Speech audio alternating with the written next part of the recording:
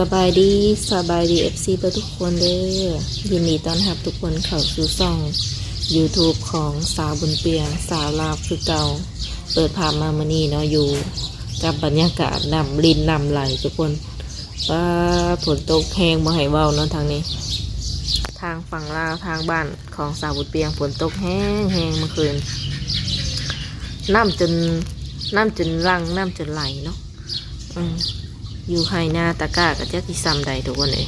วันนี้ทางสาวเปลี่ยนกับว่าสิเดินทางไปหาสาวโสดคือเก่าซึ่งว่าสาวโสดคนนี้ก็เป็นสาวโสดที่หลายคนก็คือสิหูจักอยู่เนาะทุกคนเนาะโดยบ่ฮู้ว่าตอนนี้เพิ่นเป็นอะไรแน่แล้วก็สิพาไปติดตามรับชมคลิปน้องกันฝนตกพอจะดูยามดำ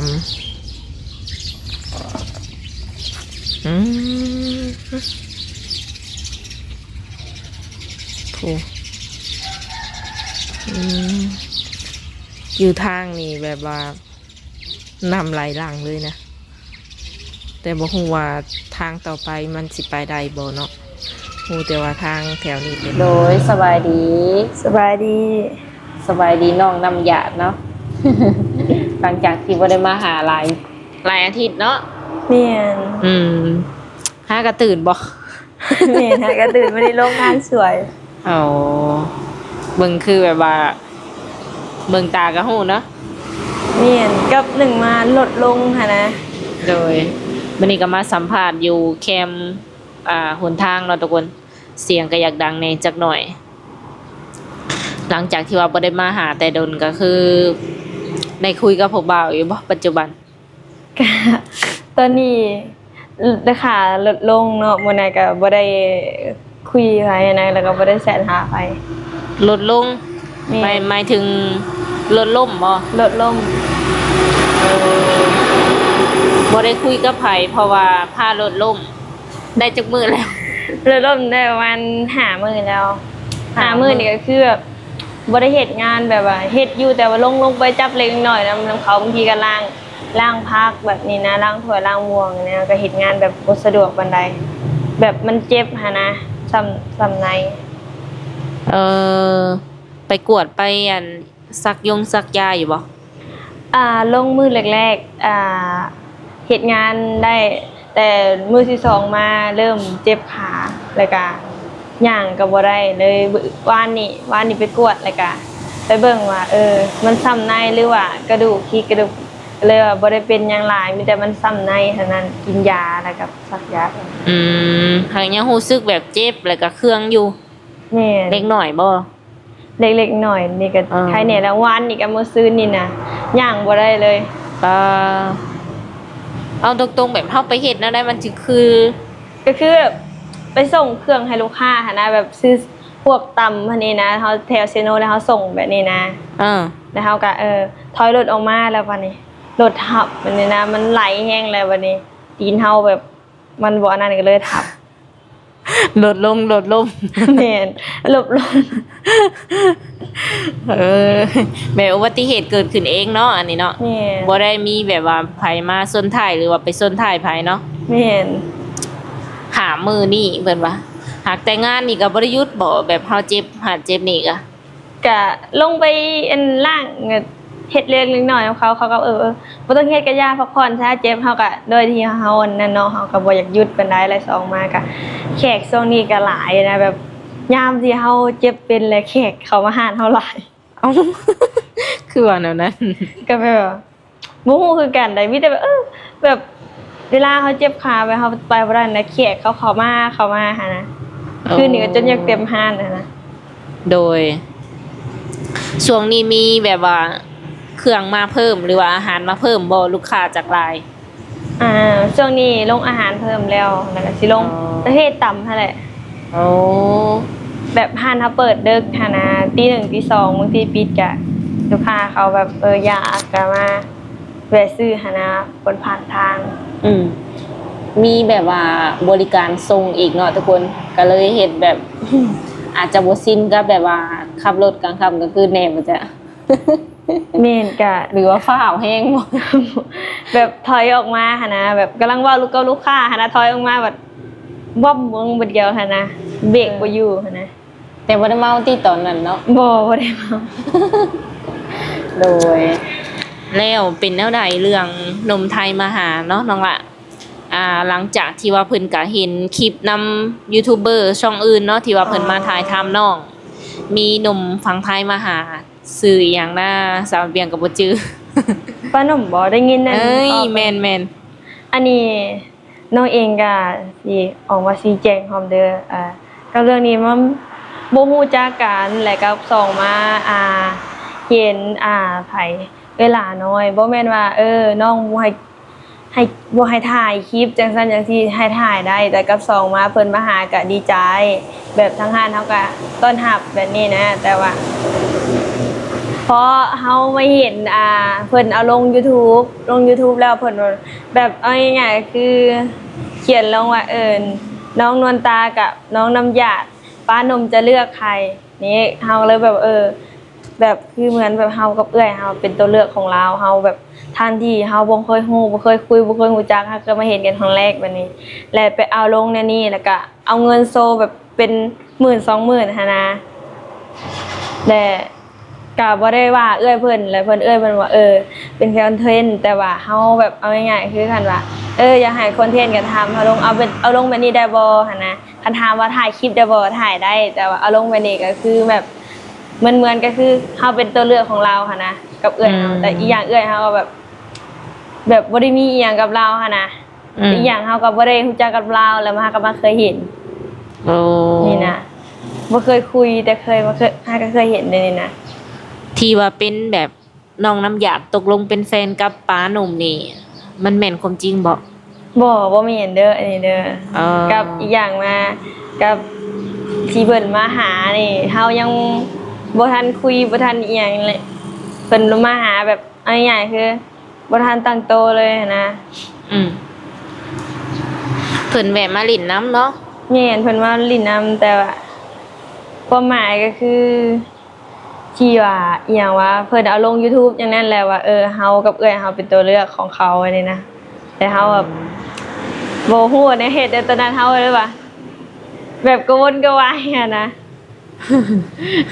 แบบซีเรียสแฮงว่าตอนนั้น เพิ่นเว้าง่ายๆก็บ่แม่นว่าทางน้องบ่อยากถ่ายแต่ก็บ่พอใจหน่อยนึงที่ว่าเพิ่นเอาลงจังซั่นนะแต่ว่า โดย เพราะว่าเฮาบ่เคยฮู้บ่เคยเห็นกับเพิ่นแล้วเพิ่นมาลงเพิ่นมาเว้าแบบนี้หันนะ แล้วมื้อนั้นเพิ่นได้หยังมาฝากซะที่ว่าเงินหลายๆน่ะบ่แม่นของเจ้าบ่ บ่มีหยังเด้อ โดย กับกระเป๋าเดินทางแล้วก็สิมีซอดอกไม้กับซอดอกไม้แล้วก็สิมีเงินอัน500ติดลงมาเนี่ยค่ะ โดย ถ้าเป็นเงินลาวก็300,000ค่ะ โดยหรือว่าป้าเพิ่นอยากมาจีบน้องหล่ะปะจ๊ะ อันนี้บ่ฮู้เด้อ เพิ่นบ่ได้เว้าว่าอยากจีบน้องอยากเป็นแฟนอยากคบ อันนี้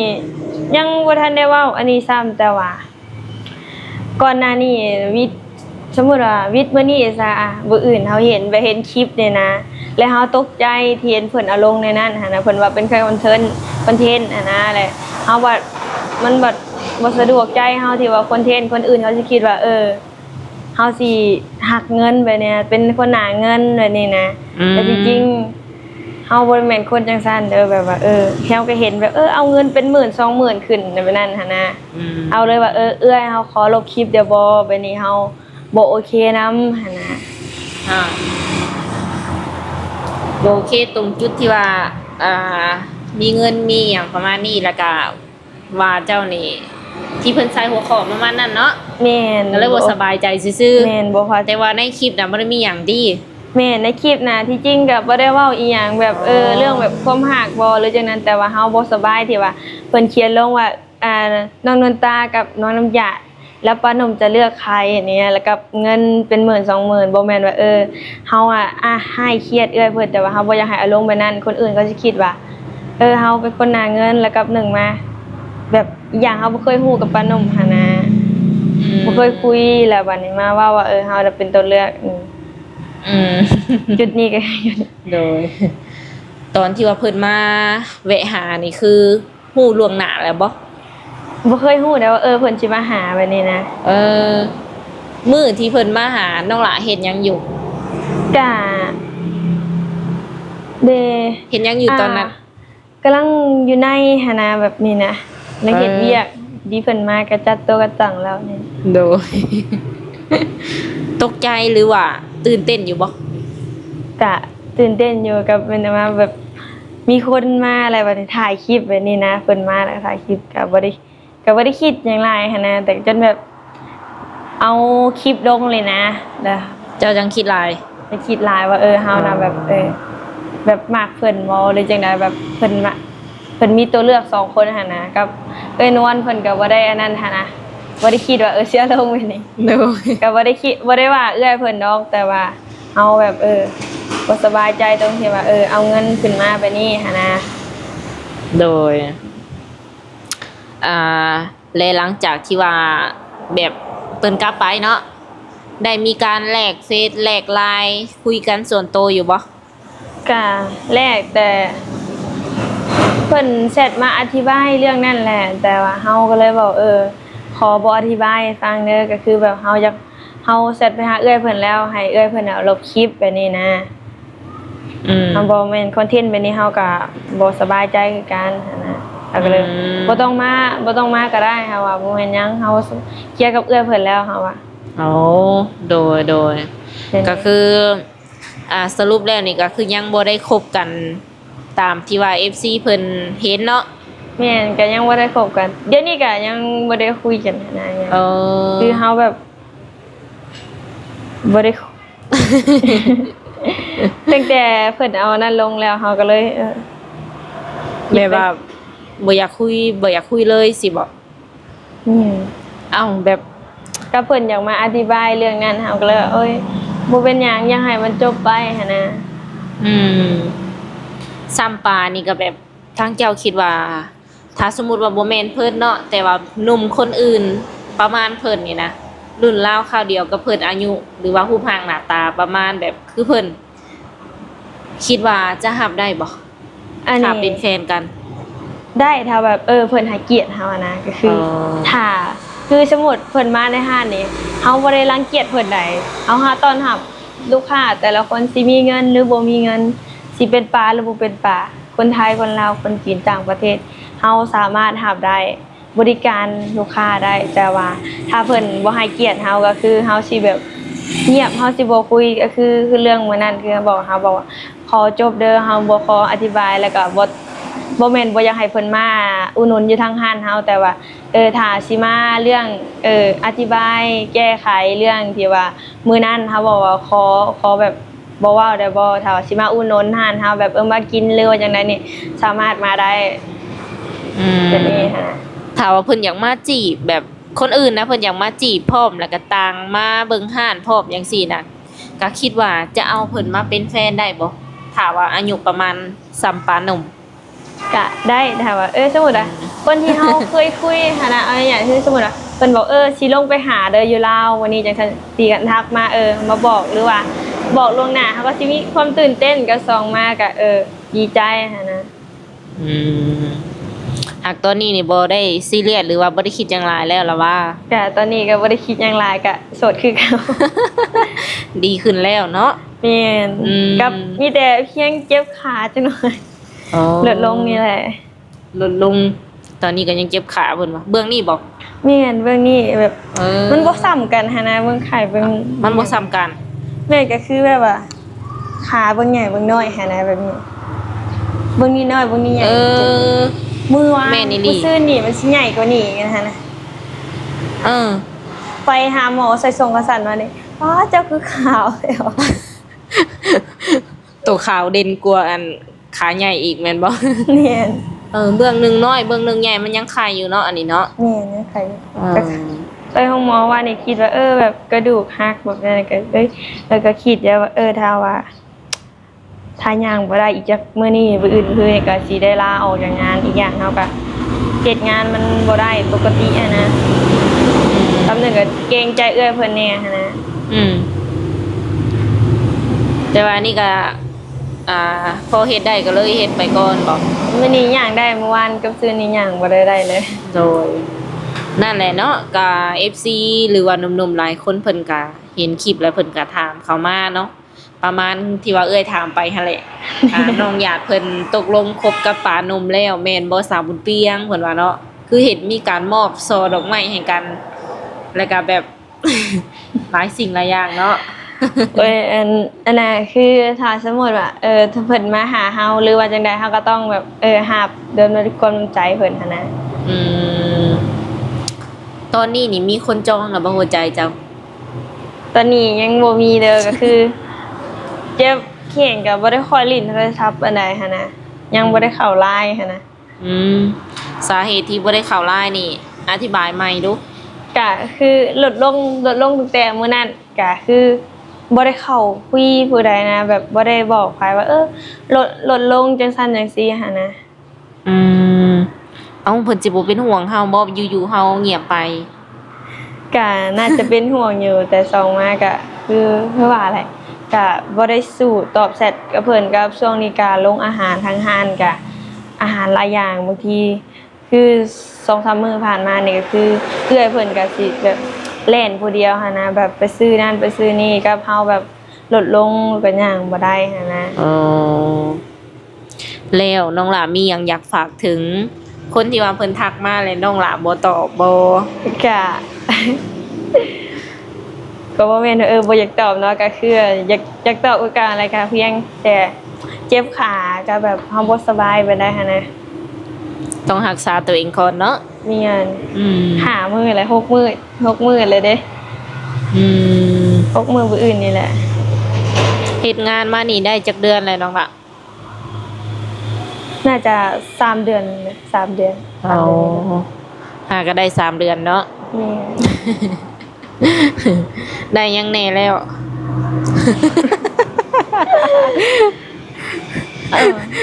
คิดละคิดโดน คิดยากแบบก็คือเงินเดือนออกวันที่1หรือที่2นี่แหละลดลงก็คือไปโรงหมอเบิดแล้ว เออเบิดเท่าไรขายา ค่ายากับการประมาณ500,000 600,000นี่แหละก็ โดย ก็คือพัน 1,000 กว่าบาทเนาะ มา1,000 กว่าบาท แต่ก็ยังบ่ได้ดีบ่ได้เศร้าขาดเนาะ แต่ก็ยังบ่ใช่ขาดก็คือแบบตั้งแต่มื้อเฮาเราน้องเฮาก็ซื้อนั่นซื้อนี่มาซื้อยามากินนะคิดว่ามันสิเศร้าก็บ่ได้คิดว่ามันสิเป็นหลายมื้อขนาดนี้ก็6 มื้ออื่นนี่แหละ โดยหมอเพิ่นนัดให้ไปห้องหมออีกอยู่บ่ แม่นเพิ่นก็บอกให้แบบให้ไปอีกไปนี่นะไปซักยาเพิ่มมานะ อืม เมื่อกี้ก็คิดในใจถ้าว่ามื้อนี้มื้ออื่นเฮาย่างบ่ได้ก็คือสิแบบจำเป็นต้องลาออกจากงานย้อนหยังย้อนว่าเฮาย่างบ่ได้ย่างก็ได้ก็ ดีก็อันนั้นหั่นนะ บางคำก็ได้ยินได้บางคำก็บ่ได้ยินเนาะรถผ่านมาพอดีบ่ได้ยินบาง แบบว่าเสียงรถดังกว่าเสียงน้องเพิ่นอีกเนาะ แม่น กลางคืนนี่ก็ได้รับแขกปกติบ่แบบว่ารับออเดอร์เป็นเด็กเสิร์ฟปกติได้บ่ เมื่อคืนนี่ ก็หับปกติได้คือเก่าหันแบบนี้นะแต่คือเนี่ยเฮาย่างแบบว่าย่างได้นี่บ่ได้นี่อะไรก็นั่งในโต๊ะในต่างอะไรแบบ อืม ลูกค้าหลายคืนเนี่ยเข้ามาตอนประมาณ 12 โมงนี่นะ โดยเท่าที่ว่าตัวเองไหวเนาะ แม่ ทันอยู่ละล่ะก็รู้สึกแบบ ก็คือถ้านอนอยู่ก็คือแบบง่ายๆกับมันร้อนมันอันก็เลยลงไปซอยเอื้อยเพิ่นเฮาก็บอกเอื้อยเพิ่นสิให้เฮาเท่าใดก็ให้ไปนี่นะตัวที่ว่าเฮาเฮ็ดแบบเล็กๆน้อยๆหั่นนะแบบหลายเป็นมื้อหั่นนะเอาง่ายๆหลายบ่เต็มก็ได้นะเฮาเฮ็ดเวียกแบบคือว่าเฮาเจ็บแข้งหั่นนะ อืมตอนนี้ก็ยังบ่มีไผที่ว่าจงหัวใจน้องเพิ่นเนาะ แม่นยังบ่มีก็คือถ้าเสร็จมาทางไลน์ก็คือสิแบบบ่ได้อันนั้นนะคันโทรมาหรือว่าทางมาทักมาทางแชทก็คือสิได้หาบสิได้คุยอยู่ โอ้ตอบเพิ่นแน่ก็ได้นอนหน่อยหนึง เพราะเพิ่นดีใจ บางคนก็เป็นห่วงย่านว่าน้องเป็นหันเป็นนี่เนาะ ในใจนี่แบบว่าอยากพักผ่อนแน่แล้วก็บ่อยากรบกวนเพิ่นสิบ่ แม่นก็ ยั มึ ง ง เพิ่น มาถ้าเฮาเว้าออกไปรถเฮาล่มเขาก็สิคิดว่าบางคนเนาะเฮาก็เขาสิคิดว่าเฮานะเข้าไปแบบอหยังจักอย่างนี่แหละ มันก็บ่ความคิดมันก็บ่คือกันหันนะเฮาก็เลยเงียบก่อนสักพักหันนะ อืม กับป้าหนุ่มที่เอาดอกไม้มาเฮาเข้าไปไล่มื้อน่ะเต็มเฮาก็เลยแบบบ่อยากเข้าอ่านหันนะ อ่ะ เห็นเขาเสร็จมาหลายหันนะ โดย บางคนเขาก็ดีใจนำเลยที่ได้สอดดอกไม้อีกอะ อ่า เขาก็ก็โอเคไปเขาก็ก็บ่ ก็ ฮู้ โอ ว่า เค เพิ่น ไป สิมาให้หั้นนะเขาก็เลยบอกบ่ฮู้จักกันแต่ว่าบ่ฮู้ว่าเพิ่นสิมาเซอร์ไพรส์นะบ่ฮู้ว่าเพิ่นสิเอามาให้อยู่วันนี้ อืม เขาก็ตอบเพิ่นจังซี่บางทีคนที่ว่าเขาเสร็จมาทางเฟซ เด้อขออนุญาตถามสมมุติว่ามื้อนั้นเพิ่นมาปุ๊บแล้วเพิ่นขอแบบเป็นแฟนขอคบเลยนี่ก็คิดว่าจะตกลงกับเพิ่นเลยบ่ตอนนั้น ก็ยังเด้เพราะว่าเฮา เอา บ่เคยคุยบ่เคยฮู้หั้นเด้ เออๆยังแบบใจแข็งอยู่เนาะยังอยากศึกษาเพิ่นก่อนสิบ่ แม่นก็แบบเอาง่ายๆก็คือเฮาคุยเอาง่ายๆก็คือคุยกับคนอื่นซะถ้าสมมุติเฮามีนะแต่ว่าเฮาบ่เคยคุยกับเพิ่นแล้วเพิ่นมาขอเป็นแฟนมาหาเฮาอยู่ห้านแบบอยู่ลาวนี่นะแล้วเฮาแบบบ่โอเคที่ว่าเฮายังบ่ทันคุยแล้วก็สองมาเฮายังบ่ฮู้จักกันหั้นนะ อืม แต่สมมุติเฮาเคยคุยแต่เพิ่นมาหาเฮาแบบนี้อยู่ห้านเลย อืมก็ว่าบ่สร้างตัวน่ะบ่ ตัวนั้นจะ น่าจะ เด้อ บ่แน่ใจคือกัน เด้อสำหรับคนคุยเฮาที่ว่ามีคุยอยู่แล้วตอนนี้เนาะ แม่น มื้อใดมื้อหนึงเพิ่นแบบว่ารักมาหาโดยที่บ่บอกเจ้านะเจ้าคิดว่าจะแบบตกใจบ่หรือว่าสิแลนลี่บ่หรือสิเฮ็ดแบบใดอะ ก็ตกใจแล้วก็คนเขาเคยคุยน่ะก็เฮาก็สามารถโอเคที่ว่าตอบคำถามที่เพิ่นมาถามเฮาได้แต่กับเพิ่นที่ว่าเฮาบ่เคยรู้จักบ่เคยคุยนี่แหละเพิ่นมาขอเป็นแฟนหรือแบบมาขอความอีหยังวะ ขอหยังความรักบ่หรือหยัง แบบนี้แหละเฮาให้คำตอบบ่ได้หั่นนะ เอา แบบนี้แหละ มันไวโพดบ่ แบบมันไวเกิน ถึงว่าเพิ่นสิมีเงินหรือบ่มีเงินนี่คือแบบทางเจ้าก็บ่ได้โฟกัสตรงนั้นบ่หรือแนว เฮา ใด บ่โฟกัสกับคนที่ว่าบ่มีเงินหรือมีเงินถ้าเฮาคนที่เฮามักหรือว่าคนที่เฮาแบบอันนั้นเพิ่นหันนะเฮาก็สิแบบอันนั้นนะแบบมักเพิ่นมักด้วยใจนะ โดยก็มันก็ต้องควบคุมมันก็ความหักติน้องล่ะ แม่น คันแบบว่าบ่รู้สึกหักนี่ก็จะแบบบ่ตอบตกลงเลย แม่นคือมื้อนั้นหันเอาง่ายๆคือเฮาคุยกับคนหนึงแต่ว่าคนหนึงมาหาเฮาแต่เฮาก็สิให้แบบความอีหยังวะ ที่ว่ามาว่าเฮาคบกันอนาคตเฮาไปเฮาก็ให้คำตอบบ่ได้ถ้าคนที่เฮาเคยคุยกันแล้วแบบเพิ่นบ่ได้บอกว่าสิมาหาเฮาจังซี่แหละเฮาให้คำตอบได้ว่าอีหยังเฮาก็เบิ่งเพิ่นเลยเด้กับสองมาเฮาเคยคุยเฮาก็เคยอันนั้นแล้ว โดย เฮาให้คำตอบได้ FC หรือว่าแฟนคลับเจ้าเขาบ่ได้ถามบ่ ถามว่า ถามเกี่ยวกับเรื่องของป่าเพิ่นแบบเสร็จมาถามโดยตรงเลยนะ มื้อนั้นก็สิมี2คนเข้ามาแชทอยู่ในเฟซก็ดีใจนำเด้อที่ได้สอดดอกไม้แล้วก็เอาก็เลยว่าก็โดยก็แบบเพราะว่าเฮาก็บ่ได้ฮู้ว่าเพิ่นสิเอามาให้กับแนวคนบ่เคยคุยบ่เคยคบกันในนี้ก็บ่ได้เข้าไลน์มื้อนั้นเห็นเข้าไปอยู่แต่เฮาก็บ่ได้อยากเข้าไปตอบเพราะว่าหยังเกี่ยวกับที่ว่าเพิ่นเอาดอกไม้มาให้แบบนี้ อืม ก็ย่านเพิ่นคิดหลายว่าแบบเอาง่ายๆคือคนอื่นมาหาหานะแบบบ่ได้คิดเฮาบ่ได้คิดหยังกับเขาแต่ว่า คนที่เฮาเคยคุยกับเพิ่นนะเพิ่นเห็นคลิปเฮาเลย ย่านเพิ่นคิดหลายเฮาก็เลยบ่เขาตอบบ่เขาแชทตั้งแต่มื้อนั้นมาก็พอดีรถเฮาลงบัดนี้ อืม ก็บ่ได้เขาตอบแชทเพิ่นเลย เหมาะเจาะเลยเนาะ โอเคมีแต่ว่าแนวใดก็ขอให้เซาไวๆแข็ง FC สำหรับคนที่ว่าเพิ่นค้างคาใจหรือว่าบ่ฮู้ว่าเป็นหยังเพิ่นคือบ่ตอบแชทหยังก็สิฮู้ในคลิปนี้เนาะว่าน้องเพิ่นพารถล้มก็เลยแข่งหยังก็กระดูกมันผิดโบกเนาะ แม่น สั่ง ก็รักษาตัวอยู่ตอนนี้เนาะ แม่นรักษา โอเคสำหรับคลิปนี้ก็มีแต่ว่าประมาณนี้เนาะทุกคนจะได้ขอตัวให้เพิ่นไปเฮ็ดเวียกเฮ็ดงานเนาะน้องล่ะเนาะ แม่น โดยสบายดีน้องล่ะ สบาย